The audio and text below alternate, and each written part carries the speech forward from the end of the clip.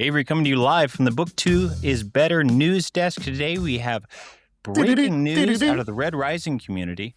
Pierce Brown, Red Rising author and noted hottie, has come under criticism recently for releasing a $10,000 special edition of Red Rising. Today we bring in our correspondent Travis to comment on the issue. Travis, what are your thoughts? Pierce Brown betraying the Reds once again with this gold-leaning disaster of a PR move. Unbelievable. Well, who are we to tell the average American what they can spend their money on? Well, it turns out the average American's probably an idiot because they spent $10,000 to sell this thing out immediately. And they've launched a mid-tier version for $800 on the website, which is selling out incredibly fast. What's next? We can't drink and drive? We have to wear seatbelts? Where does it stop? Tiger Woods disagrees with that take. That guy loves drinking and driving. Something goes, man, once he just has a belly full of pills and liquor, that car is like fucking siren to him. It's like, that wheel's looking good, man. I never understand how people who could afford 100 million Uber Blacks could decide to go drive 15 minutes home. There's no explanation other than he finds it fun. Yeah, he's like, it feels like go-karts at this point, you know? Yeah. When I saw that he flipped his car, I was like, man, I bet it was on a highway or something. I looked up the photo and it was like a residential street, 20-mile-an-hour speed limit. It's like, how did you flip an SUV? You must have been hauling ass. Yeah, and this time his Scandinavian wife didn't even come try to attack his car with golf clubs at the end of it. Man, yeah, I had to give Kathy a full lore breakdown of Tiger's DUI journey. I know, it's truly incredible. Yeah. It's wild. That was my hero. That was my Wheaties box athlete that I grew up emulating, you know. I was like, Did you want to know the most Avery thing in the world? Yeah. I was always a big Phil guy and didn't like Tiger. Of course you were. You're disgusting. I know. I just couldn't take the obvious thing. It's like you probably had a Rocco Mediate and David Duvall poster in your bedroom. If I had known enough golf, I would have. But yeah, that was my thing. To find something annoying to like. You love the second place guy, you know. Yeah, shout out to our Gohan conversation a couple episodes ago. That really is me. I love an underachiever, and I have become one. Man, okay. Project Hail Mary time. Are you ready to talk science? Yeah. We both have some big news. Oh, I'm unemployed. Woo! And you're much less exciting and way less positive news. I got engaged. It's pretty sweet. Woo! Love is in the air. Yeah, He's in love, and I love not working. I know. This might be the happy-go-luckiest you've ever seen us. If you've listened to the pod, this is definitely Avery's zenith of happiness. I am looking back on the past few years of my life and wondering, do I have trouble sleeping, or did my job make me have trouble sleeping? I mean, as an outside observer, I can guarantee you the job stress caused 99% of your issues. The other 1% are your fault entirely, and you need to fix them. But, you know. I'm working on it. Not because I got a lot of free time to work on myself. But you know what I'm working on your instead? Putting. Pocopia. I was going to tell you this before recording, but you demanded I table this. I have created an OSHA violation waiting to happen in Pocopia. What have you built? What abomination and monstrosity have you developed? It's a crafting game. You got to smelt iron ingot or iron ore into iron ingot so that you can build things such as iron fence. And I took all of my mini smelters. I was like, I want an area for them, you know? And where did I put them? Underground, baby. What better? No. So I just have like this like cobblestoned out dungeon with torches, and I put all of my like coal burning smelters underground where my pokey slaves can go and die of carbon monoxide poisoning. My God, you're like a West Virginia mayor. I really am terrible. Oh, that's wild. I saw a clip. I make of the a Pokemon similar shop at the company store. Oh, that's perfect. Yeah, but they've got great housing on company lands. Yeah, they do. What were you saying? Do you have? Okay, I think I've seen a clip of this. I'm not Pocopia out because I don't have the Switch 2, obviously. But do you have to have like little Charmanders in there pumping fire into the bellows to make all this run? Or is it Yeah, but they self-sustaining? like doing it. That's the thing. They're psyched. And I'm like, I need you to make me 50 iron ingots. They're like, holy fuck. Really? I would love to. I did see some clips. It's like Pokemon accidentally created a slave labor simulator. Oh, they did. Yeah. But Oops. but they like it. That's Yeah, they're having that's fun. what makes it okay. We're all having They're fun having together. a great time. Yeah. So yeah, that's my Pocopia update. And okay, past the 5-minute mark, should we do Project Hail Mary? I think so. Yeah, welcome. We're doing a one-off. We're doing Project Hail Mary in between our long series, and we kind of had a little fun bang this week. We did both the book and the movie. Dinner and a movie. Heyo. A Song by Fish. I didn't know that one. Yeah. And I think we kind of soft announced this, but we are doing The Bound and the Broken by Ryan. Don't quote me on this. I think it might be Cahill. God, come on, you know I'm not getting that right. Whoa, yeah, you're going Cahill the whole time. No worries. But that's up next. We're doing, is it Of Fire and Blood or Of Blood and Fire?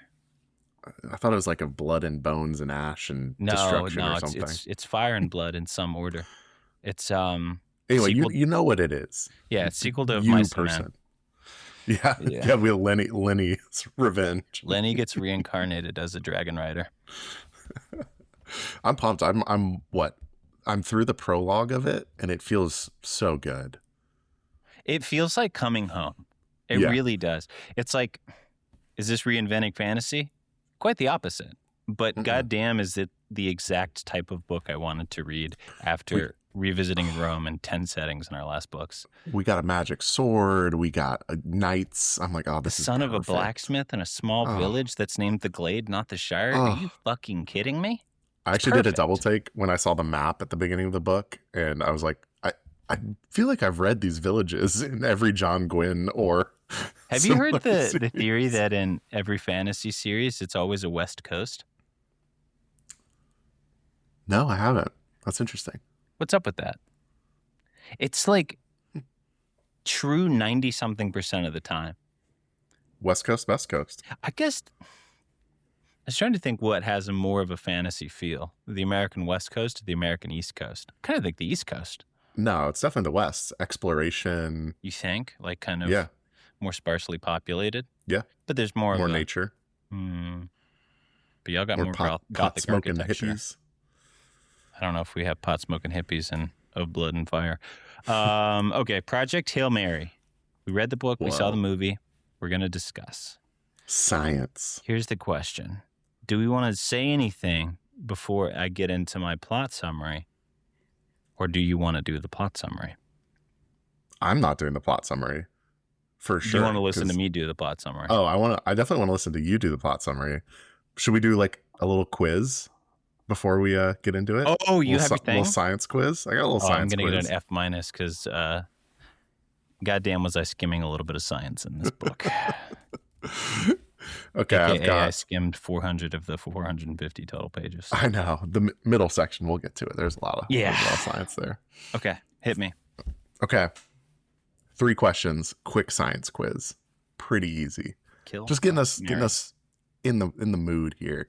Yeah. How many limbs does Rocky have? Oh, 5. Come on. Great work. Okay, I know that. Easy. How did Iridians calculate their journey to Taw Ceti?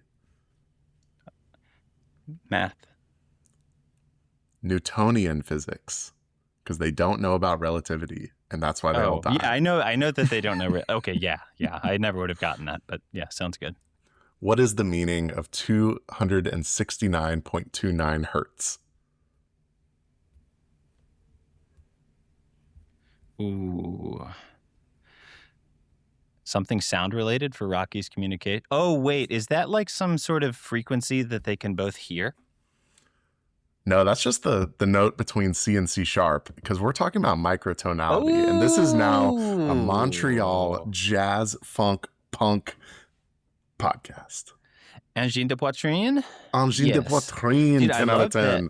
Several of my friends are now going deep on Wikipedia on microtonality. What a wonderful thing.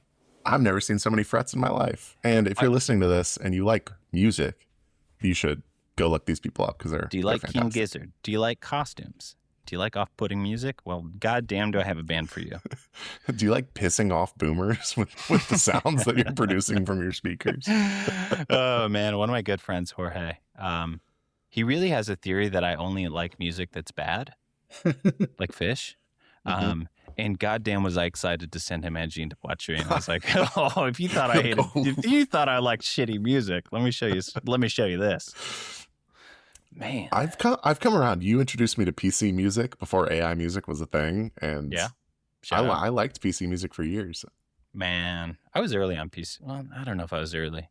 I was pretty early, though, given that they're now around, like, just producing Charlie XCX's shit, and hyperpop is, like, taking the Olympics by storm. It's true. Shout out to List Lou. Anyway, okay. That was getting us warmed up in the mood. Yeah, pretty much. I just wanted to make a microtonality joke. Oh, yeah. Well, go listen to Angine de Poitrine. Angine de Poitrine. Very good, very normal music. Okay, summary. Let's hear about this book and movie. Can you count me in some sort of... 1, 2, 3, I was going to do, like, can you count me in like 9-4 or something? 1, 2, 3, 4, 5, 6, 7, 8, 9. Okay. Project Hail Mary is the story of an autistic space MacGyver who saves the planet from evil space algae, and it presents a convincing argument that humanity would truly advance and flourish if it simply consolidated all political power in the hands of a single strong-willed Dutch woman. Cool, quip-slinging science teacher Ryland Grace awakes from a coma and, holy shit, he got amnesia. It's a real David Byrne situation. How did I get here? This is not my beautiful house. This is not my beautiful wife. After a few quick science experiments, which, lucky for us, will eventually take up most of this book's 450 pages, Grace establishes that 1, he is not in a centrifuge, which is actually kind of wrong, and 2, he's in a spaceship orbiting a star that is not our big, beautiful sun. Fuck! Also, his 2 crewmates are dead, so let's flush those bodies into space and get back to experimenting baby. As Grace's amnesia clears, we learn that humanity is under threat of extinction from a pernicious space algae called Astrophage, which Travis is going to mispronounce for the remainder of this episode. Astrophage. Astrophage is doing a big sucky on the sun before doing a cosmic salmon run to Venus, and apparently this is no bueno. The novel ping-pongs between Grace on the ship and flashbacks to Grace working with Ava the Flying Dutchman Strat in a circus of science caricatures who are working to save the planet from Astrophage. Present-day Grace eventually happens across a friendly 5-legged rock alien on the big space highway to Tau Ceti, the only nearby star that isn't getting slurped dry by Astrophage. Grace and the aptly named Rocky decide to team up, and after the inevitable let me learn your language first contact sequence, they team up to figure out why Tau Ceti is immune to the big suck. In the flashbacks, we're treated to a series of increasingly audacious attempts to combat Astrophage and make ready for a suicide mission to Tau Ceti, the wildest of which include a private-public partnership to pave the Sahara Desert and a nuclear strike on Antarctica to accelerate global warming. Did I mention that all the science in this book is completely grounded and accurate and perfectly researched? Because it is, and some people like that. Grace and Rocky eventually find that Astrophage got ops in the form of an amoeba that Grace names Taumoeba. So all that's left to do is capture some of those little fuckers and make sure they can survive in the space between the sun and Venus. You think this would be challenging, but like almost every problem in this book, it's solved with a maximum of 1 minor setback. The amnesia sequence closes with the revelation that Grace was forced on the Hail Mary by the Flying Dutchwoman because the horny autistic Russian guy who was supposed to take Grace's place bazookaed himself with Astrophage. Strat forces Grace onto the ship and doses him with a heretofore undisclosed French amnesia drug, which I have no issues with because, as established, all science in this book is completely grounded and accurate and perfectly researched. With genetically modified Taumoeba in hand and a tank full of Astrophage from Rocky, Grace finally sets out for home, but holy fuck, the Taumoeba are loose because idiot Rock Boy made an engineering mistake. Kill him. Grace discovers that the cases Rocky made for the Taumoeba are permeable, and after containing the outbreak, he realizes that Rocky is probably having the same issue on his ship. Grace is then forced to consider an age-old moral dilemma. Do you return home to the planet that is probably being ripped apart by climate change, food scarcity, and global military conflict, or turn around and rescue your rock buddy who is somehow your only friend in the entire universe? In a true hero turn, which some have described as a rebuke to MAGA Christianity, Grace swoops in and saves Rocky's crusty hide, and they zoom off into the Tau Ceti sunset to save the humble rock folk. Adorkable. Adorkable. Well done. Well done. Well said. really long. Yeah, you packed it in there. You brought us through all the key elements. Among our summaries, I feel like that was one of the more helpful ones. That's actually like I could listen along and be like, wow, I don't actually have to read the book. More substantive. It's not just us making really niche jokes about. At least one of us might make the case that you development. shouldn't read this book, though. If you're listening, probably already have. I think you should read this book. I'm Read the gonna book, start yes. there. You should read the It's a good book. read. It's a good Also, read. if you don't think science is cool, you should totally read the book because, I have my issues with some of the science that was beaten into our heads throughout these 450 pages, but it's good to see science be celebrated. And I'm just going to put that front and center. That's a really positive take. Yeah. I'm gonna give it to you there. Yeah. It's an anti-xenophobic book celebrating science. And at its core, I'm okay with that. I gotta say, that is funny that's like a twist on the medium, or on the genre, I should say. The alien's actually friendly. He's nice. Yeah. After Hadrian spent 5 books trying to convince us aliens were good just to genocide them. That's so funny. We went from genocide is both necessary and morally fine to a friendly rock man. And yes, God, when I put it that way, I do really prefer friendly rock man. Yeah, this was fine. This was very fun. I enjoyed this 2 weeks of my life. It is. Focus on Project Hail Mary. Good beach read. It's a good beach. I actually think The Martian's a better beach read, but we're not here to fully compare. Yeah. Okay. Where do we begin? Do you want to start stepping through this, or do you want to go high level? I want to talk about our favorite science experiments.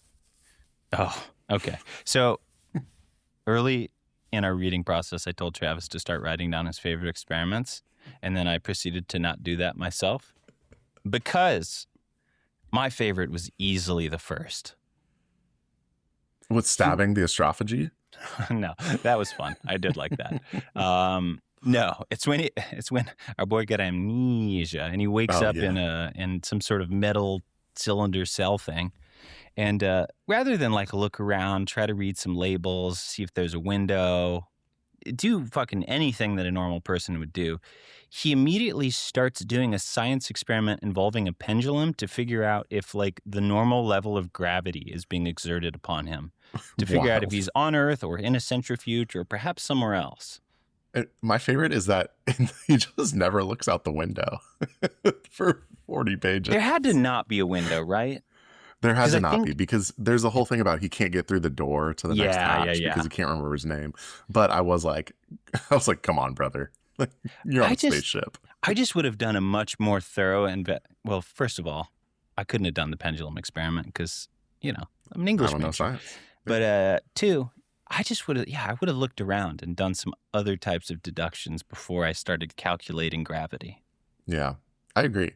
And okay, before we get too deep, I think we should structure this a little bit. Let's talk book first, and then at the end, let's do a little book movie comparison.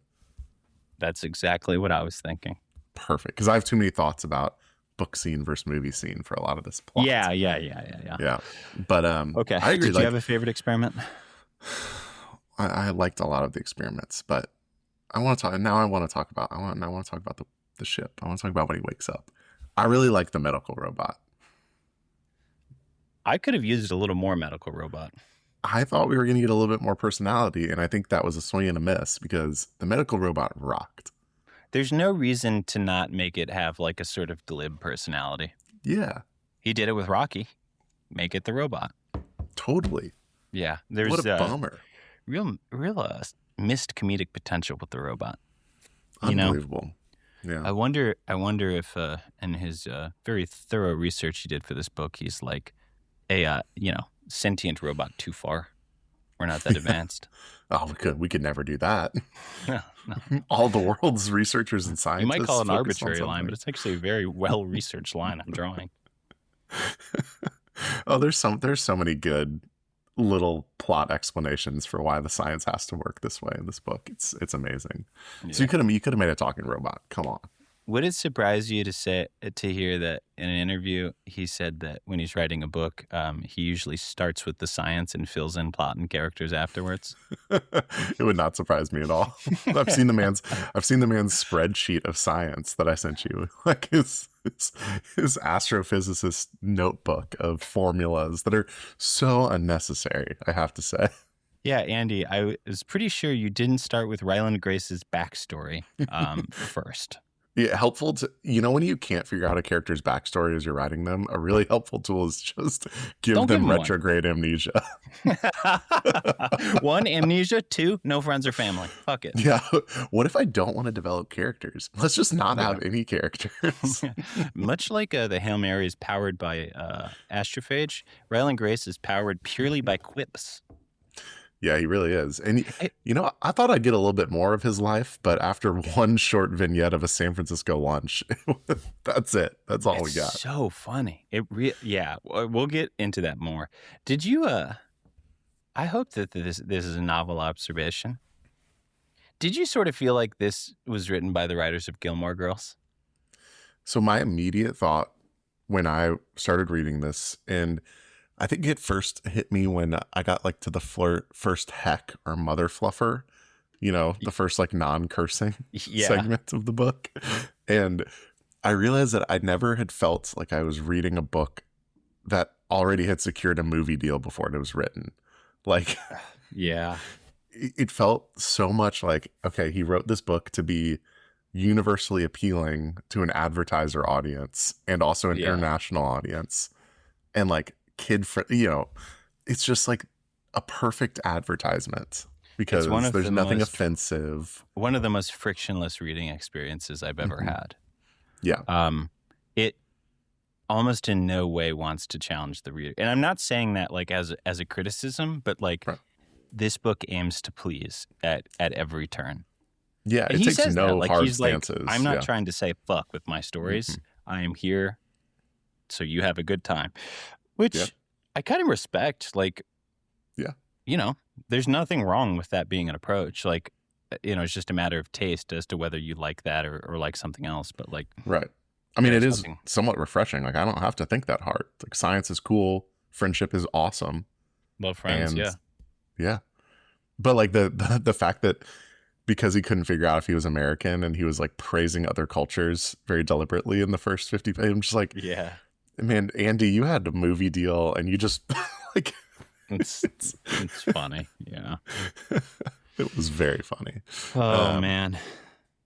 Yeah, it was good. And it, to be fair, both funny to read that from my perspective, and the book, I thought the book was funny. I thought a lot of it was pretty funny. I did not. It was amusing. Like, do I think he's a particularly funny writer? Not really. No. And I'd say Ryland Grace gets pretty annoying at times. I think it's the Gilmore Girls thing. It's like not every line needs to be a quip. You can just have it be straight ahead. Like, at some point you're fucking waterboarding me with quips, and like they're not all gonna land. And it did just strike this, like, the tone of it to me was so like Facebook web comic-y. Like like there's not a dad in America who wouldn't love this book. And I'm not saying that in a positive sense as regards the humor. Right. It's like a boomer XKCD, like is how I describe this. You know how dads love submarines? Yeah. This is like submarine dad book fucking one of one. This is the peak submarine dad novel. I inherited from my dad the Master. Are you gonna say Master and Commander? I was gonna say my Patrick O'Brien and Master and Commander obsession, but also the inability to walk by any harbor and not point out to Angela the boats. Like, look at that boat. That's a pretty big boat. 22-footer. My goodness. Well, that's a pretty expensive boat over there. That's 2 sails, 2 masts. Love that. Love that. So part of me was happy. Okay. Yeah. I have thought of this and forgotten it like 3 times in this episode, so I'm going to get this very dumb thought out real quick. Here's my issue with bull-puckey, which I do think about all the time, and I kind of like that. Bull-puckey. So he's a middle school teacher, but there are many hours of the day when he's not a middle school teacher. Yeah. He doesn't need to say bull-puckey off the job. Like, no, I don't curse alone. I don't curse in my place of work, but I do curse outside of work because I'm a human being. Like I Right. can draw a line between my work and my other life. I don't think he's doing that. No. And I kind of chalk it up to him not having any sort of backstory or like, there's no real reason. And that's why for me, it was like, this is just advertiser friendly. Like this was just a choice he made to make a PG I book. I would love to. Have you read The Martian? Yes. Is it this squeaky clean? I don't That's think right. I it's as wanted to squeaky know if clean. it's like when I heard the first bull-puckey, Yeah. I was a little annoyed. But Right. then, like shortly thereafter, we do get the the in-world explanation as to why he doesn't curse. Because he's teaching little kids. It's like, okay, that helps. But I was wondering if is that unique to this character, or is Andy Weir actually just like a Puritan? No, I remember, and I just fact checked myself because I was like, I remember cussing in The Martian. There's like 160 F bombs in The Martian. Just did a little quick search on that. That makes me So feel a it's, lot better about yeah, so it's not that bull-puckey. he has like a puritanical approach to writing. Yeah. It's that he made this character incredibly friendly to a wide movie audience. Like that's my whole take. Like, Yeah. he made Ryan Gosling, like hot Ryan Gosling, who doesn't offend anyone and is Ken from Barbie, Yeah, he really is like the highest approval rating actor they could have found. We'll get to the Goosling later. Oh, can we imagine a recast with like Cillian Murphy or something? Just The black and grimdark, white, like space paranoia version of this book. yeah. Like Robert Pattinson in The Lighthouse, just black and white, going crazy in space. That's That what I is want. like very much a version of this book that exists. And I don't know, that's like something I really want to like about it is like you and I don't love grimdark. Like Yeah. we've like fucking gritted our teeth through a handful of Malazan books, and it's usually like, ugh, I feel stinky. Like after that, I usually find myself drawn to stuff with like a little bit of lightness and humor. But Right. I guess you need a little bit of salt with your sweet is maybe what Yeah. I'm learning. I need a little bit of suffering for my payoff. Yeah, make him suffer. Man. But let's okay. talk about Grace waking up and doing some science and trying to figure out what his life was like before he got catapulted into the space. Deep Did space. you like the structure? I actually did. The back and forth? I did. I thought it's a nice way to kind of get this. Well, okay, let me pause there. I did like the structure. I thought it was helpful and fun to kind of flash back to the Earth experiments. I had a similar problem with character development on the flashbacks as I would say I did with Grace, where, because the way I take notes for books, I have like general thoughts, plot notes, and character notes. Like, oh, who's this character? What do I need to know about them? This book, I had, I wrote down main guy Ryland Grace, Strat, and Rocky. And that was it. That's all I needed. That's it. Yeah, the rest are very quickly sketched caricatures of different types of scientists and people from TV shows. Right. Like, so I thought they were fun. Like the flashbacks actually were fun little vignettes to me, but they didn't really serve a greater purpose of developing him as a character or anything. Yeah. I really like the flashbacks at the start.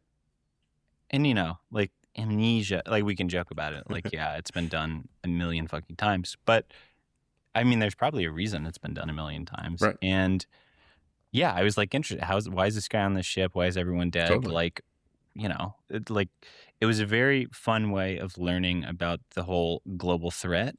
I think where I lost a little bit of interest is that most, if not all of my questions were answered in the first quarter of the book. Because, the first flashbacks are interesting because he doesn't really withhold information. Like, you understand the threat, you get introduced to Strat. Like, things move quite quickly. And then you get to a point where you're like, well, my only remaining question here is how does Grace end up on the ship when he's not initially slated to be on the ship? But that doesn't stop there from being flashbacks for the remainder of the book.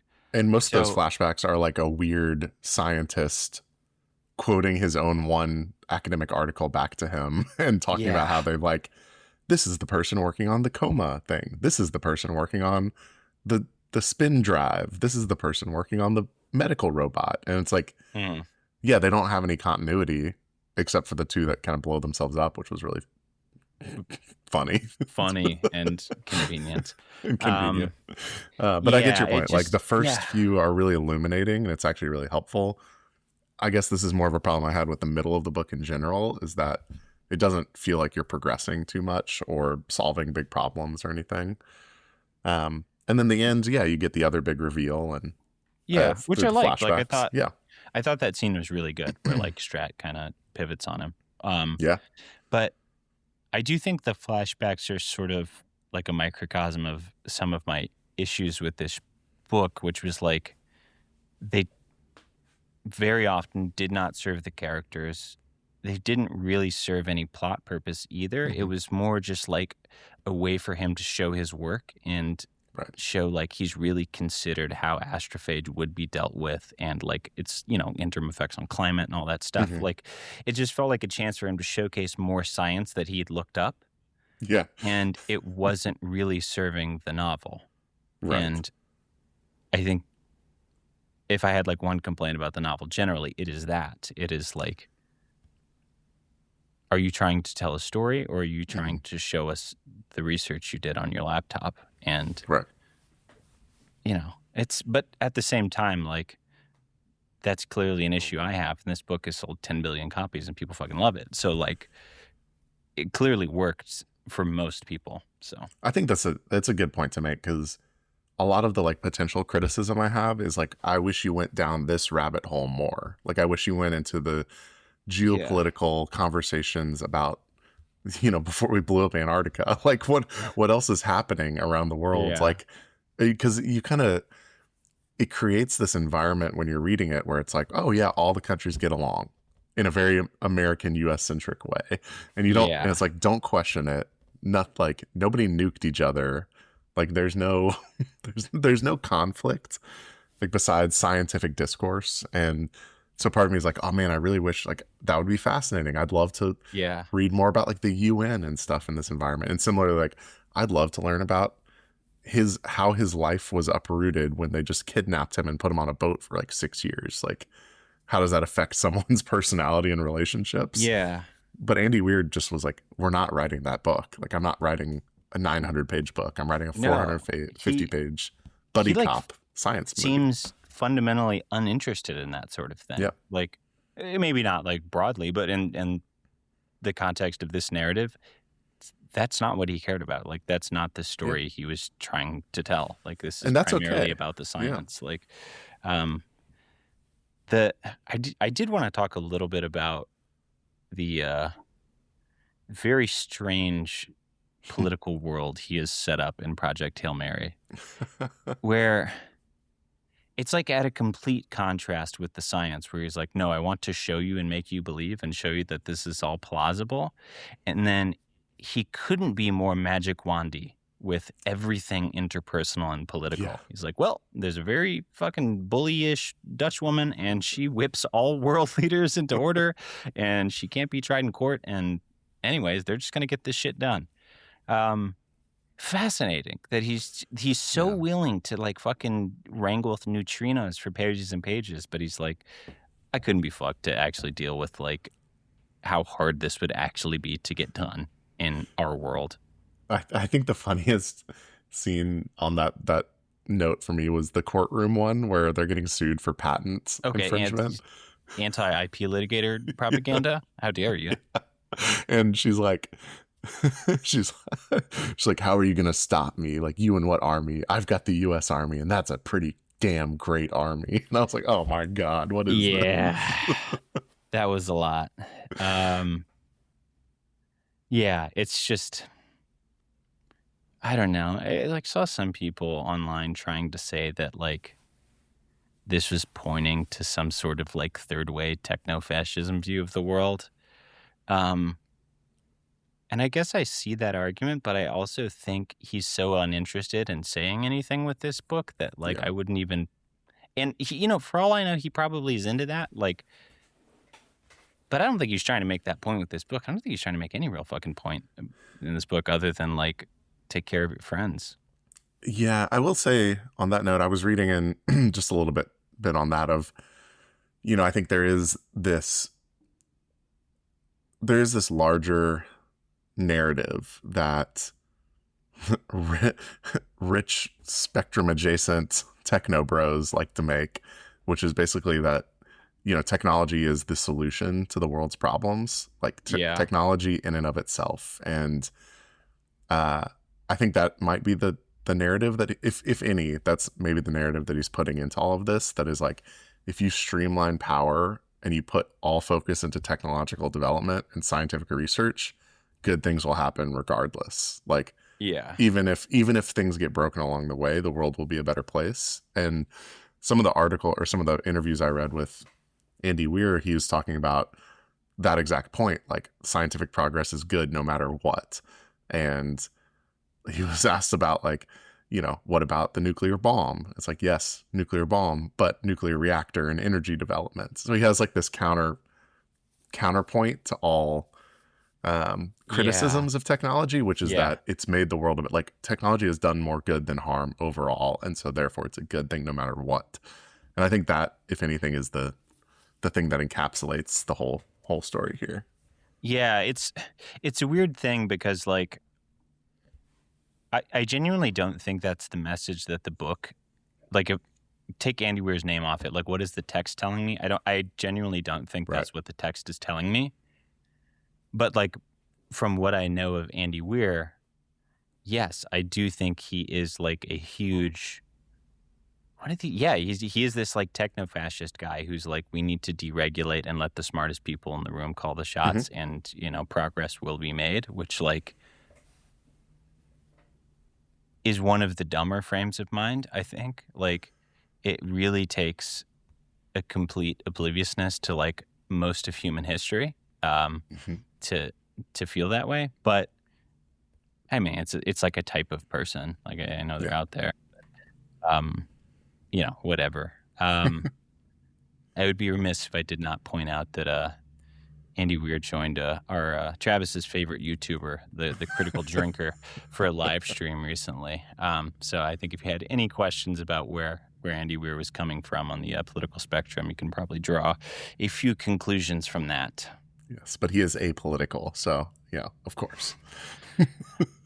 I just want to know when I'm going to be wrong about if someone says they're not into politics, they're a right winger. It's a pretty good barometer at this point. There's no one who voted for Bernie who says they're not into politics, right? Like that person doesn't exist. No, they're all marching on I'm not Saturday. interested in politics. Yeah, like fundamentally I'm a socialist, but like I'm not into politics. I'm not willing to tell you about it. Like, no, you're just worried you're gonna get fucking canceled. Let your freak flag fly, Andy. I'm looking Yeah. at your silly little Irish flat cap, and that tells me all I need to know. Just tell me with your mouth too. He loves that hat. It's a bad hat. I was. Did I have this conversation with you?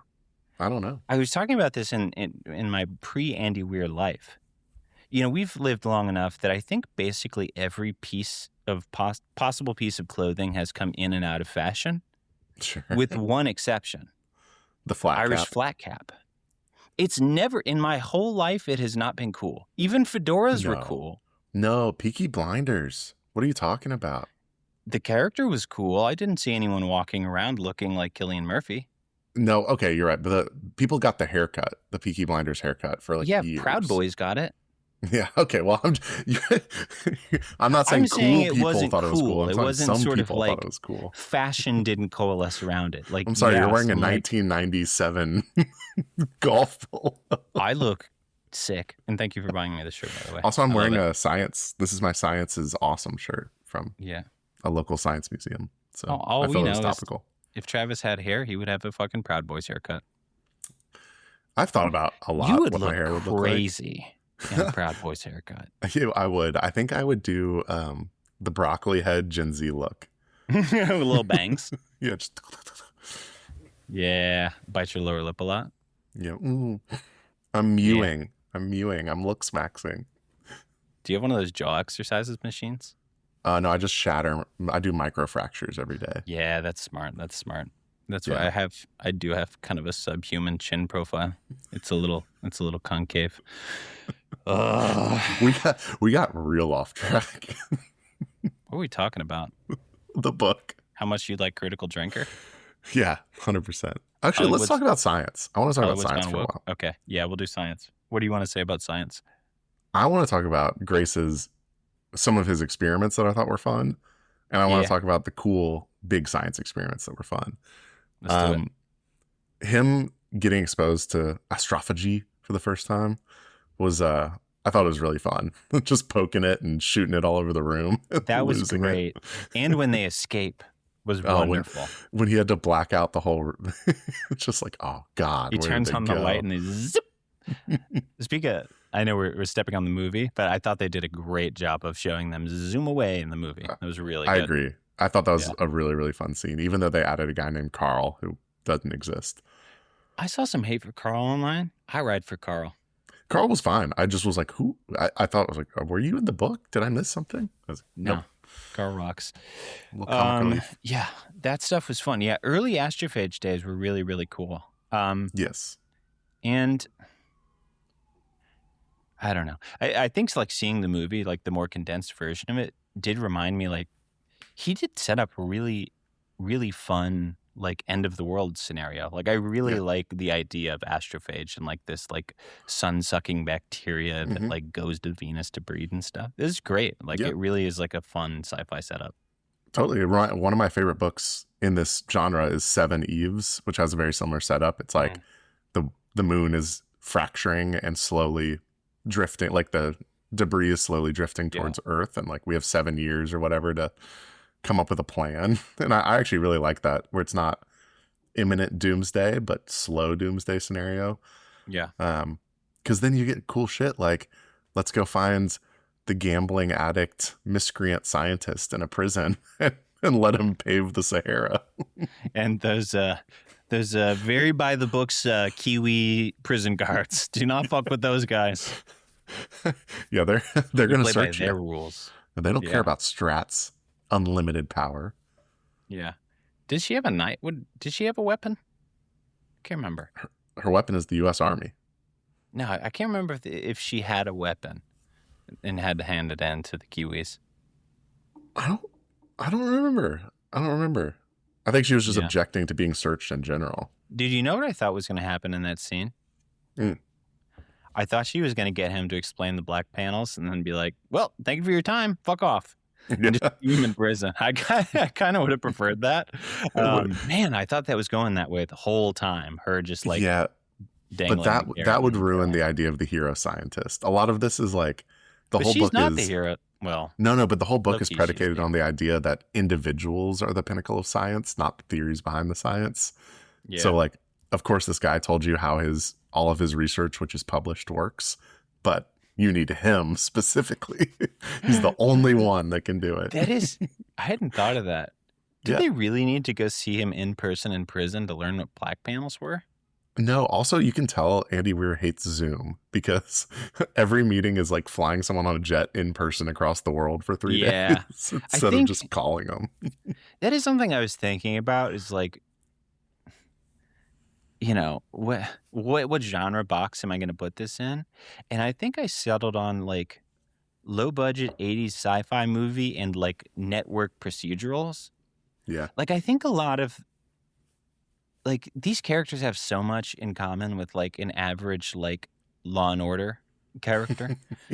You know, it's just like, all right, well, here's the toughest nails lady interrogator and here's your wacky sidekick. And like that's kind of it. He's just like, it's almost like he knows that he's drawing on like caricatures and tropes, and he's trusting you to fill in the blanks. And so he doesn't have to write a character. He's like, you've seen the fucking drunk Russian guy, and here's like the gambling scientist. It's like, you've seen these people before, right? Like just stern Chinese astronaut leader and drunk Russian lady, and like, it is.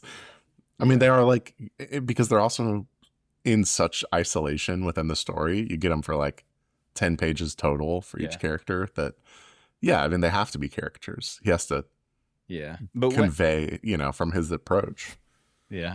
And I would say when he tries to come up with something more original, it backfires. For example, when Strat is like really stressed about the end of the world, Grace finds her, and what is she drinking as she's sitting alone at the bar? Just a cup full of gin. What the fuck? What kind of behavior is that? I don't think a bartender would give that to you. Just straight. Hey, a cup of gin, wrong. please. Straight up. You want anything in it? Nope. Just gin for me. That's brutal. I'm trying to get Christmas treed tonight. The world is ending, baby. Straight gin. Find me some mistletoe and a bottle of gin. 3 shots of gin for the boys. Line them up. Damn. Speaking of alcohol, though, I did actually really like when he got drunk on vodka. That was great. Yeah, that was great. It's also fucking wild. The Russian lady was like, "How do you want to go?" It's like, heroin, baby. Heroin. Kind of want to feel that. I heard it's good. That's what I'm saying. There were a lot of underrated funny scenes in this book. It's good. Yeah. My feeling of reading it was like the raw material for good comedy is here.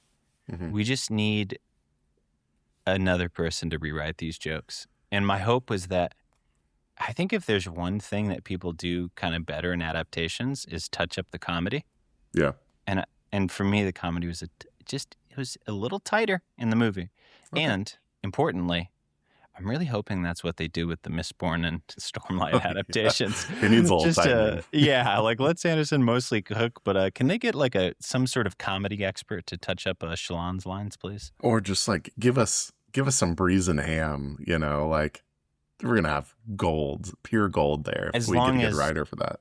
Sanderson has he needs a Dutch editor is what he needs. He needs a funny ball buster. Yeah, he does. Yeah, okay. Oh, man. My favorite joke, my favorite really, really, really bad joke in this book is that Iridians value face-to-carapace communication. That's pretty good. And I couldn't stop laughing when I read that. I every time you say something nice, I respond with something bad. Yeah, what the heck? You like this? I liked a lot of this book. The line that really sticks in my head is like right when Grace wakes up on the ship. He's naked and he needs clothing, mm-hmm. and he wraps a sheet around himself. And there was a 2-word sentence which was instant toga. Yeah, it's like okay, yeah. The writing me, at the Andy. beginning. The writing at the beginning was really rough. What was the quote? I said, "I fall onto the table and smack a set of supply drawers with my shin. It hurts like a mother fluffer." Gee willikers. I think I saw somebody on Reddit who took that quote out and compared it to like a Red Rising quote that was like, "Death has become me. My enemies are now my like." There is no blood in my veins. It is only hate. I was like, which one should I read first? I'm starting to think this book is a bunch of bull-puckey. God damn. Yeah. Oh, all right. I want to rattle off some more fun science. I really liked when they spent hundreds of hours of doing slave labor to make chains. That was so silly. For their fishing, their like probe fishing experiment. Xenonite really was his just like catch-all wonder drug. Like there is no problem that cannot be solved with a little bit of unbreakable metal. And one problem that can be created with some unbreakable metal. But that was my problem with the book from like 40% to 80% is that we had a lot of like very minor speed bumps that not only were not insurmountable or serious, that were just like engineering problems for an alien off screen. Yeah. Man, I do think that was what eventually rubbed me about the science was just how frictionless everything was. Mm-hmm. It just felt like he never failed at anything more than once. I was like, I'm going to try this, and if that doesn't work, I'm going to try this, and then bingo, got it. And moving smoothly between completely separate disciplines of science. Mm-hmm. Like totally. This guy had a PhD in microbiology. That doesn't mean he is like a fucking astrophysicist. Like, yeah, he became an expert in every domain, like automatically. That was I saw the movie with Kathy, and she is in fact an actual physicist, and that was like her biggest complaint about the science in the movie. It was like, why is he like calculating how much fuel he needs to get to Rocky, like at the end of the, like he wouldn't know how to do that. He's a biologist. It's like, correct. Like, like most people with doctorates, like do know enough of the other disciplines, like to be dangerous, but that doesn't mean that they know all of this shit and they know it on the fly. Mm-hmm. And because through the book we find out like he didn't have this extensive prep period. No, he wasn't. He just got training to be an drugged and thrown on a astronaut. ship. Yeah. Like he was no smarter than the day he said he didn't want to go on the ship. Like, and then he woke up and that's what sort of rubs me about the whole, like, I researched this, it's all accurate. It's like, it might be accurate, like, in the factual sense, but, like, as applied to one person, it's completely unbelievable. Yeah. Like, he's just, like, picking which things are supposed to be real and then asking us to suspend our disbelief about anything that is, like, more on the human level.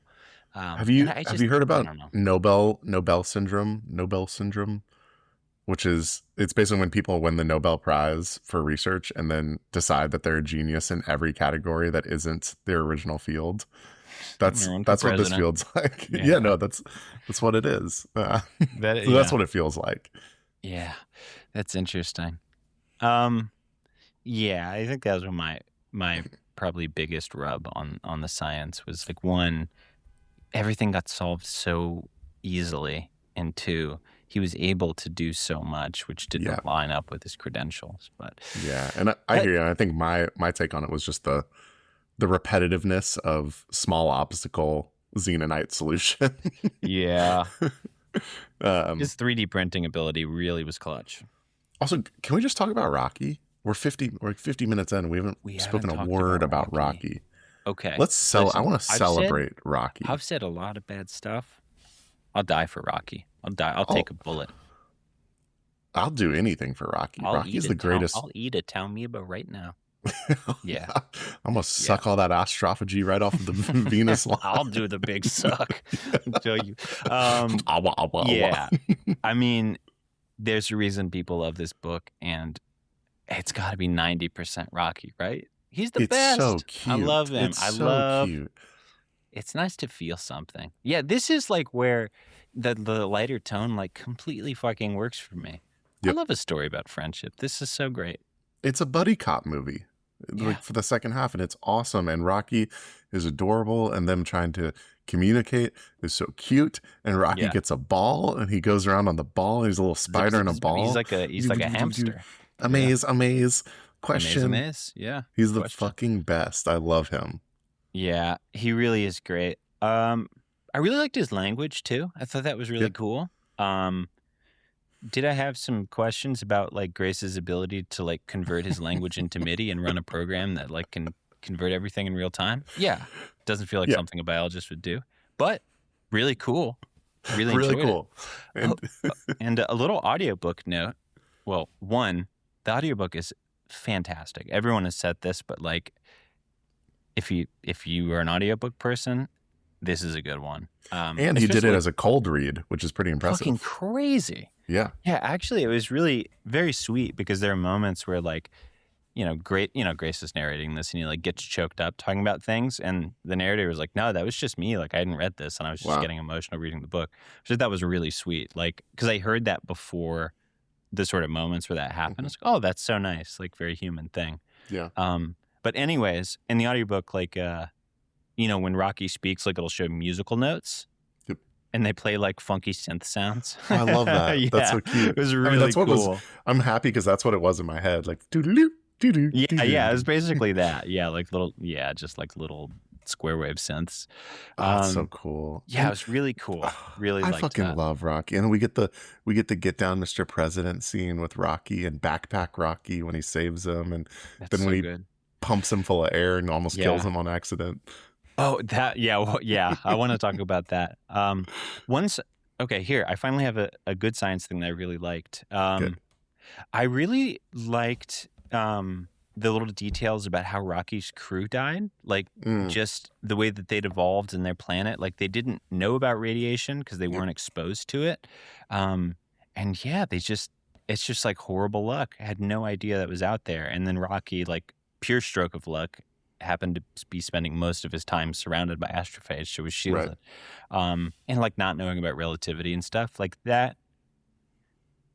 It was all still through science, but it gave me a little bit of the like investigating these cultures that I thought was kind of missing in the book. So I thought that was I thought great. he did a really good job on the Iridian culture and like just kind of lore building and science building. And there's actually, I found there's a website that has a really good Word document, and it has like a full breakdown of the built Iridian culture, like all the facts about Iridian, like just cool. really. And this is actually something I liked about Matt Dinniman from the Dungeon Crawler Carl series. Mhm. Apparently, for all his characters, he writes like a 10,000 word backstory that may or may not ever appear in the books. Really? But it's like he does like a full life story for every major character. Yeah. Because then it makes them feel like one it's consistent with like how they would actually be acting in the books, but also they feel like they have depth and stuff. And that's what I feel about the Iridians, is like he built it with a ton of depth, so that when you're learning these little things about them, it's like, oh wow, this is a real culture, this is a real planet. You do get that nice feeling that like there's a lot he didn't tell us about the Iridians, but I bet if you got him like in an interview context, he could rattle off so much about their planet and their cultures and norms and stuff. Like, I feel like that's very confident writing, to be like, I'm going to trust that you're going to feel that this is real, even though I'm not going to tell you everything that I've thought of. Yeah, I was bought in. Yeah. I'm like, we're on Tau Ceti. I don't know where that is. Oh, you know what my biggest regret of the week is? I didn't order the Tau Ceti cooler, which was the AMC signature cocktail when I went to the films. But I did get some Impossible chicken nuggets with ranch. What does an Impossible chicken nugget taste like? Talk about science as an abomination. Unbelievable. Have you never had one? No, I've maybe had one Impossible burger in my life. Impossible chicken, to me, is far superior than like Impossible beef products. I think it tastes exactly like a Wendy's spicy chicken sandwich. Oh, wow. Does that taste like chicken? Not really. Not like the way you would cook it, but it's got a chickeny thing going. Okay. Yeah, it's like that. It's like they've made a puree of something and fried it, and it's really nice. Wow. Can't wait to live with your eating habits for a week next week. You're ready for a lot of instant meals. Angela and I were like, we're actually going to go grocery shopping before we get to their house. Yeah, that's something I've really learned about myself, is how not food motivated I am. No. And that's okay. Not everybody views meals as the same joy. I know, but people always want to go to dinner. I'm like, ugh. Can we just eat some dots and white monsters? Play more Pocopia? You got any of those cookie dough bites from the movie theater? By the way, you know that candy? It's like in a red box. It's cookie dough bites. Yeah. Am I the only one who buys those? I can't believe they still stock them, but I love them. My tier list of movie theater candy is number 1, the Butterfinger bites, because I'm a freak. Very good. Number 2, Reese's Pieces. Number 3, Bunch of Crunch. Ooh, Bunch of Crunch may be a little loud. I mean, I sit by myself. Did you see when like it went viral on, like, people were talking about this guy who brought a whole ass apple into a movie. You can't be eating a Hanford in a movie. No chance. Oh, my funniest, when I was studying abroad in Italy, my roommate and I went to a movie. We were like 20 years old, so we brought a bottle of wine and we sat in the back and just like drank a bottle of red wine. Yeah. And then he put it by his feet and kicked it over, and it rolled down every step of the movie theater. Just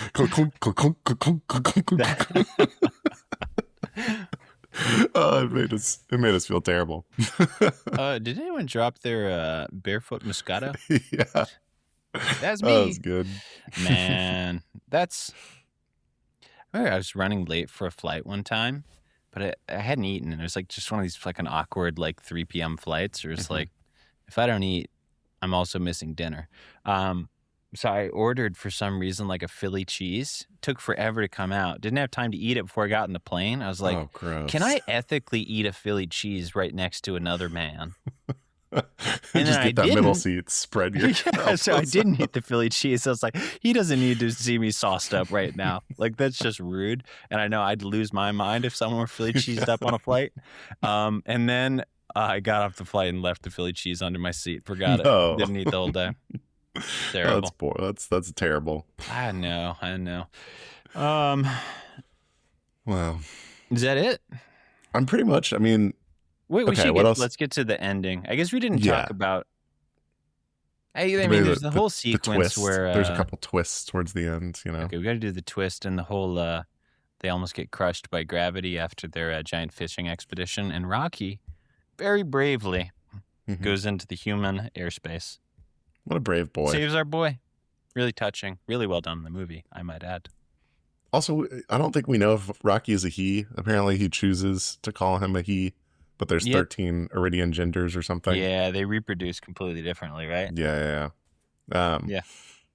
But Rocky's a good boy. He's a good boy. Big fan. Yeah, and then he like catches on fire, and then it sucks. And Grace kind of accidentally blows off all of his scabs from his many orifices. Oops. That was kind of, that was good comedy. I liked that. Also him eating, I thought eating and watching the sleep, I thought those were golden. Yeah. You sleep, I watch. You sleep, I watch. I watch you sleep. I thought the eating scene was frankly disgusting, which was exactly what he wanted. Exactly. As not a food guy. Yeah. Okay, any scene with Rocky in it for me is like a 9 out of 10 automatically. Yep. If you just made this a 300-page book, I feel like I'd be having a completely different conversation right now. It's really just 100 pages of science in the middle for me that really slowed it down. Yeah. Okay. And it's not all bad. It's not all bad science, but a lot of it. The big backstory twist is that Du Bois, who is the guy who very matter-of-factly tells Grace that he is having sex with the other scientist. Hold on. Side note. I think we were saying, like, man, Grace really is, this is an autistic science boy, ain't he? However, if you zoom out, he's supposed to be the cool scientist, and everyone else is the autistic science boys. That fucked me up. I was like, oh my God, he thinks he's writing the cool guy. And all these other people are the weirdos. That's wild to me. It's an interesting point. Some of the scientists are the real coolest weird. Guy in the book.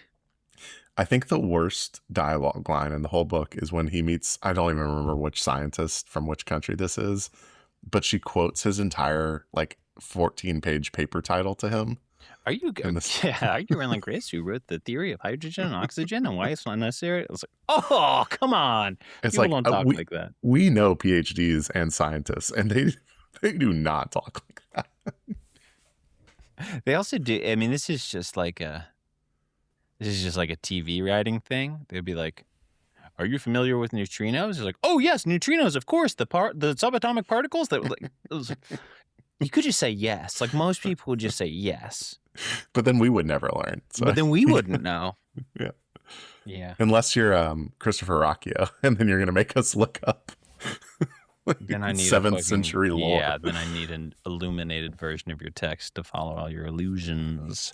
Yeah. Okay, yeah, finally. He blows up. Twist. Yeah, unfortunately, horny Russian scientist and his lover go up.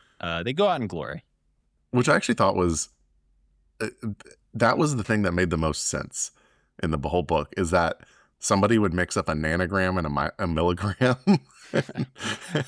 let me tell you what I'd do if they put me in there. I would have a macrogram. Oh, yeah. I'd have a teaspoonful of Astrophage. Yeah, and that's really it. And so we get a situation where it's Grace or like a lab tech from Peru. I can't even remember who the fuck it was, but it was... because he's created a plot armor, which is that they have to put him in a medical coma for the 12-year flight. Are we talking coma gene?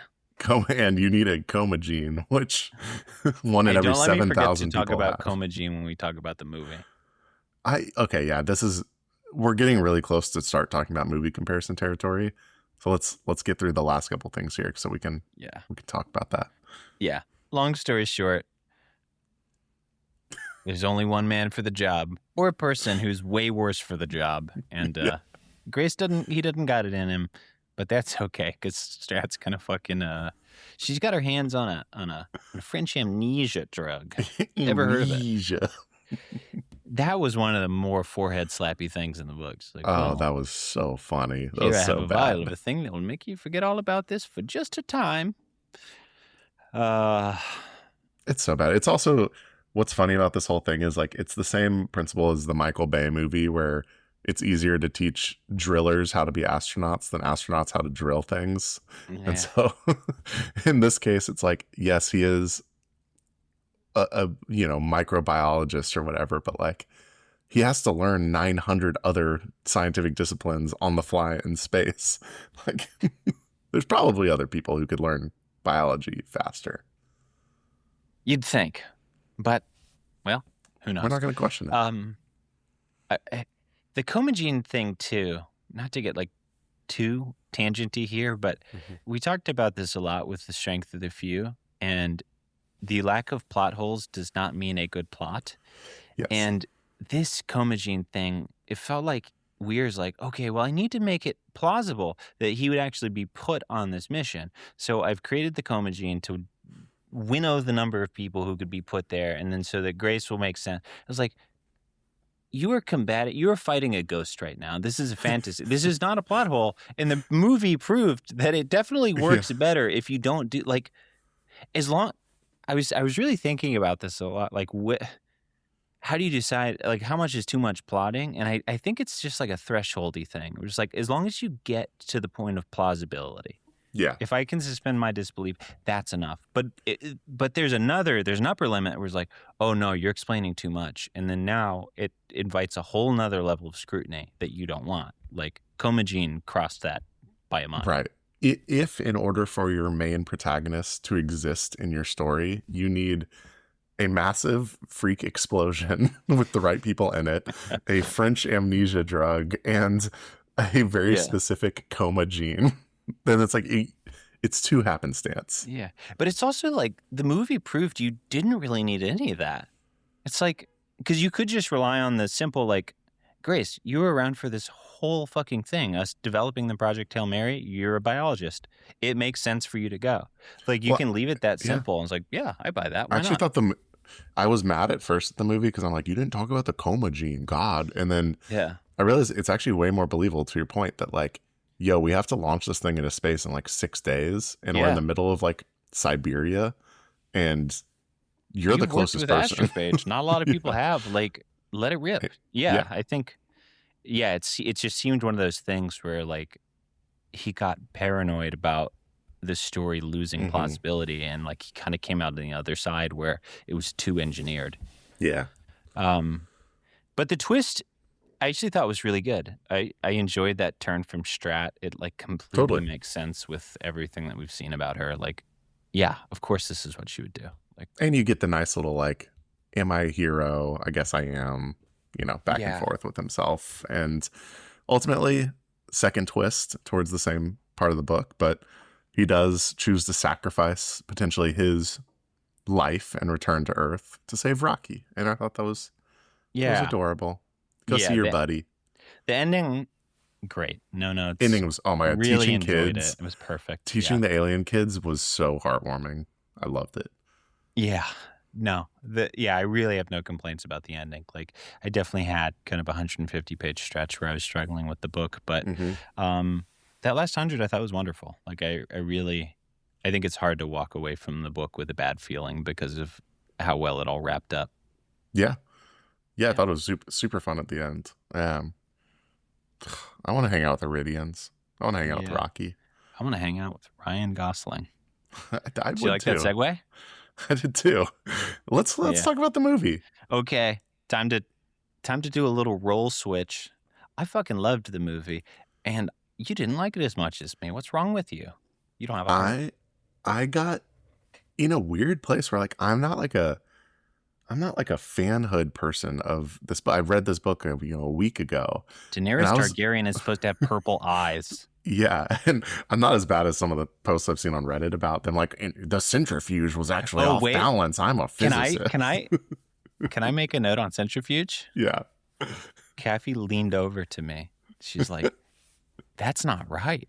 You can't do that to it." I was like, "Holy shit!" And I had to whisper. I was like, "Reddit has been exploding with the centrifuge." Yeah. Like, even a Oh, man. self-balancing centrifuge could never be that offloaded. Yeah, and I think in line with a lot of the Reddit comments, I was like, yeah, people have been saying this, you could self-balance, but then other people are like, well, you still would never do that. And Gabby's like, yeah, you would just never load it that way, even if it might work. Like, it's just, you would just put them on the other side. So I wonder if they were just like, we're going to fuck with these nerds. I think they were just like, well, okay. Also, the movie, as most movies are, the original screening cut was 4 hours. So I would have watched it. so okay, that's actually my beef. I'm just gonna, because I'll encapsulate it in one short thing, which is that I think they made a 4-hour version that was page for page of the book, roughly. And I actually thought they did a really good job adapting the text straight to the movie, and like they did a really good job there. But then I got pissed at a lot of stuff they clearly cut out because it was so plot relevant to the book itself. So, like, you wanted to see the Sahara paved. okay, I wanted to see the Sahara paved. I wanted to see Antarctica blow up. And there's a scene towards the end where he's like, oh, Rocky, all those breeding tanks that you built me, the xenon on the sides, like, it's escaped. And I'm like, you never talked about that in the movie. Like, that's the first mention of any of that. There was a really strange decision. They kind of mix up. They fuck with some of the timing where Rocky is like in his coma through the whole breeding of the Talmiba. Right.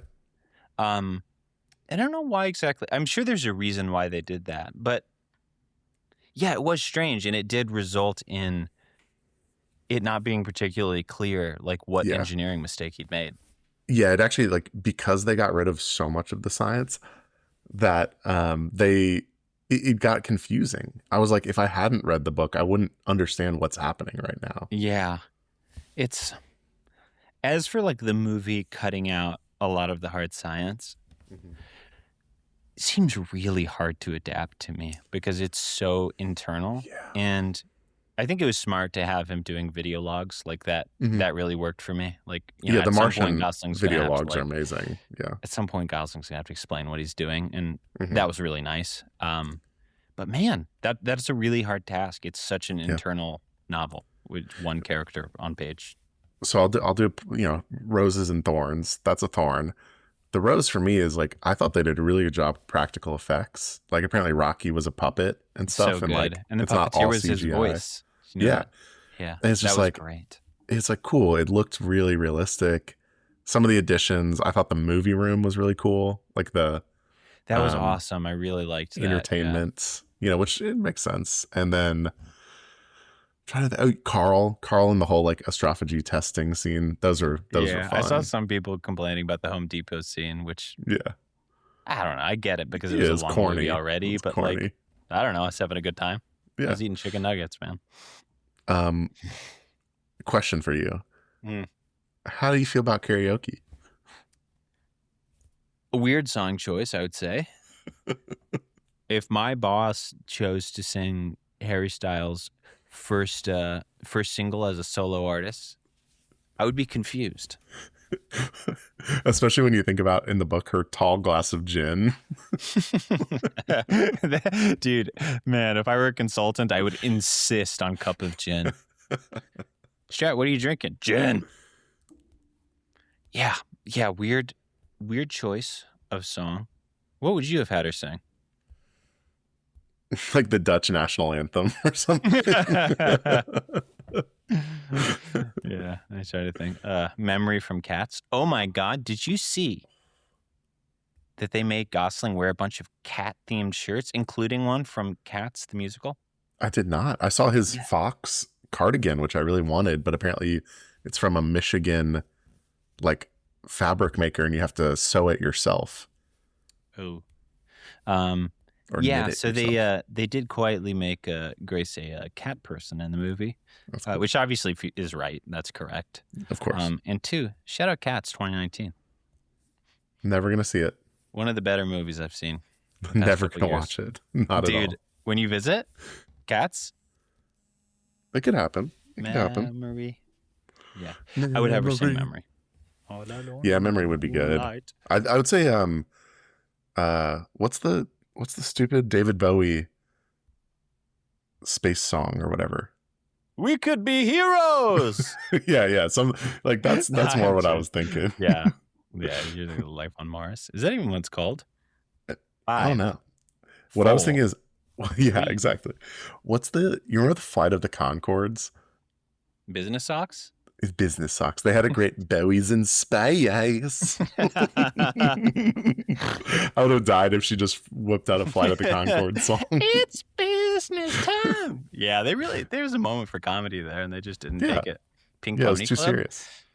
Pink all these are Pony better Club. than Sign of the Times, Harry Styles' 30th most popular song. Gross. You know who would have been a decent Rylant? Who? Harry Styles. Yeah, probably. I mean, Why you just not? need some like happy-go-lucky kind of guy, you know. Charming, handsome guy. Also, I liked when he wakes up from the coma and is just incredibly muscular and fit. Yeah. It's like cool. What was up with that? They made a joke at one point. He's like, he writes on the whiteboard as he's figuring out everything. He's like, muscles? Like In the always book, muscles? why was he buff? Because he wasn't training to go on the mission. Was he buff in the book? I think it was just they cast Ryan Gosling and they're like, No. In the book, right when he wakes up, he's like, I'm jacked. What's going on? That might be Andy Weir just writing himself into the novel a little bit. He is jacked. Yeah. It's like, I want to be sexy space boy. I wonder if it was like the robot, you know? Like they're pumping him full of Tren. Yeah. But I'm pretty sure Coma somebody slurry and Tren. Yeah, I'm pretty sure waking up from your coma slurry liquid diet after 12 years, you're not going to be 4.5 years left back to Earth, and all I have is coma slurry and Tren. And me burgers. You forgot about the me burgers. No, I didn't forget about them. I just didn't want to talk about them. I like the me. You know what? Why not? I thought the me burgers were funny. It sort of makes sense because it was I was thinking, I was like, how are they gonna feed this fucker? I actually misinterpreted it. I had to read it twice because when I read me burgers, I thought he made Talmiba burgers. Like, and then turns out no, it was him cloning his own flesh and eating himself every day. Yeah, makes sense. Also cool. Okay. But what's your rating? What's your overall rating? Book and movie. We don't do ratings. I know. On a Iridian 3-finger scale, I'm going to give the book 2 fingers and the movie 3 fingers. Yeah, I think that's pretty fair. Can I talk about a couple other movie changes? I know we're kind of at time here. I really liked that they showed the probes getting back to Earth.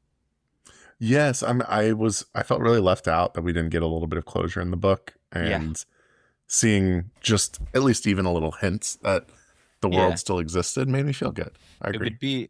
It would be really at odds with the tone of the end of the book if Earth collapsed and the probes exploded in space. Rest in peace, Ringo. But it was nice just to see that confirmation. Yeah. Like I think that worked. The one thing that rubbed me about the movie was Grace's ending, where he's on the Iridian home planet, and they say we've got the Hail Mary pretty much ready to go. Like, are you going to go? And in the book, they have a really nice conversation where, they talk about relativity. And he's like, I haven't aged that much, but everyone back home has. Also, you're my friend, and I don't really have a lot of friends. And I thought it sort of made sense. We've joked about this character who's barely a character, but it sort of worked. And they cut that conversation. And I wish they had kept that in because I just thought it was a really nice way to end the book. And I think just 2-3 more lines of dialogue, I think could have put a slightly better bow on it. But yeah, and I think that's a byproduct of them never actually explaining time dilation in the movie, because then it's you're not actually really set up to do a scientific expose in that heartwarming end scene if you didn't already understand relativity of time. But I agree. I think it would have been. They missed out on a little thing because it created a glib moment where he's like, why don't I stay a little bit longer? And you're like, ha ha ha. But you're right. It missed out on this really real cap to the character developments that happens in the book. And And I think the movie just like there was a lot of, I think, emotion in the story that didn't make it onto the page. Just like we said, like this character is like a little underbaked. The tone is very glib the whole time. And I found Andy Weir a lot of the time was just like, and then I really started crying, big old crocodile tears. But like he was not really making an effort to make you feel any emotion. Mhm. And it's a lot easier to do that on screen and just like Yeah. have a great actor like doing that. Like the scene where Rocky like offers him fuel to go back home was like such a tearjerker. It was so Right. good in the movie that I think it brought out a lot of the emotion that I wish I had felt in the book. And it was really nice. Yeah. Yeah. Good movie. Great movie. Also, it's kind of caused me to rewatch scenes from The Martian. Also a fun movie. Never seen it, and I intend to watch it after I think finish Porco I think you'd Rosso. enjoy it. No, a little Porco Rosso time. Yeah, it's time. Little anime boy. I know. I'm on a thing right now. But yeah, I think it was really good, man. I liked it. I'm really happy we did a Bang Bang, a book movie duo. Yeah, that's great. I would love to do this more. Next big adaptation that comes out. It'll be Stephen Colbert's Lord of the Rings Hobbit sequel. Oh, what is it called? Becoming Gollum or something? Yeah, I just don't even have the... I still have a foul taste in my mouth from Rings of Power. I know. I didn't finish it. It's fucking crazy that they made a Lord of the Rings show that was so bad that neither of us watched it. I know. It's actually really sad. How did that happen? And it was so high budget. Ugh. You know what we should... If we ever get down this path where we want to get back into space stuff, we should do The Expanse. Like read and watch. All 100 books. Or Firefly, which is my favorite short sci-fi space series. People love that show, yeah. It's The Expanse is good. Fantastic. I saw the first 2 seasons. Expanse for no real rocks. reason, but it's great. Okay. Any parting thoughts here? I had a great time. I really like that we got a visual adaptation. It almost makes me wish like maybe if it'd be nice if there was like a visual novel or like a comic adaptation of whatever series we're reading next. I don't know. It'd be fun. I want to see like a little. It's fun mixing up the mediums a little bit. But I had a great time with this. I'm actually really excited to dive back into traditional normcore fantasy. Yeah, fantasy. Boys with swords from small towns. Yes. Yeah. We've done a lot of sci-fi. We've done a lot of realm. Let's get back to bread and butter. Yeah, we've done like space and weird magic systems. I'm ready to like beat up a bad guy. I want to drink some mead. Yeah, fuck yeah. I want to go to Ardana and find the sword of power, you know? Well, let me tell you, that's going to happen. Oh, man. Okay. Well, thank you all for listening. We appreciate you. Let us know if you have any thoughts on the book or the movie or honestly anything else. We're around. Travis hasn't a lot of friends and he likes talking to you guys. I do. I love emailing people. So if you're not emailing him, he's watching The Critical Drinker. So, oh, God. And I think we're going pretty much straight into Ryan Cahill. I think we'll have it in like 2 weeks. Yeah. We'll probably record it in person. Yeah. Yeah, so we'll do 2 to 3 episodes on that book, and then we'll keep chugging through that series. I don't know if we're going to do something between. We'll probably have a pause at some point, but if you want to get a jump on reading, now's the time. Get cracking, boys.